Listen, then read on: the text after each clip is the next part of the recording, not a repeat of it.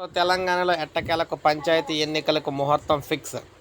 పంచాయతీ ఎన్నికలకు సంబంధించి డేట్ అయితే ఫిక్స్ చేయడం జరిగింది. లోక్సభ ఎన్నికలు అవగానే స్థానిక సమరం. ఇప్పుడు కష్టపడి పనిచేసే వారికి అందులో ప్రాధాన్యం. చురుకైన కార్యకర్తలకు ఇందిరమ్మ కమిటీల్లో కూడా చోటు. భువనగిరి నియోజకవర్గ సమీక్షలో పీసీసీ అధ్యక్షుడు సీఎం రేవంత్ రెడ్డి అయితే తెలియజేశారు. ముఖ్యంగా లోక్సభ ఎన్నికల్లో కాంగ్రెస్ ఘన విజయం సాధిస్తే అదే ఊపుతో ఆ తర్వాత వచ్చే స్థానిక సంస్థల ఎన్నికల్లోనూ కూడా గెలుస్తామని పీసీసీ అధ్యక్షుడు సీఎం రేవంత్ రెడ్డి అయితే చెప్పారు. మే నెల మొదటి వారంలో చౌటుప్పల్, మిర్యాలగూడలో నిర్వహించే బహిరంగ సభలో ఈ విధంగా ఇక్కడ పార్టిసిపేట్ చేయాలని కూడా మీటింగ్ అయితే పెట్టారు. ఈ సందర్భంగా వీరు తెలియజేశారన్నమాట.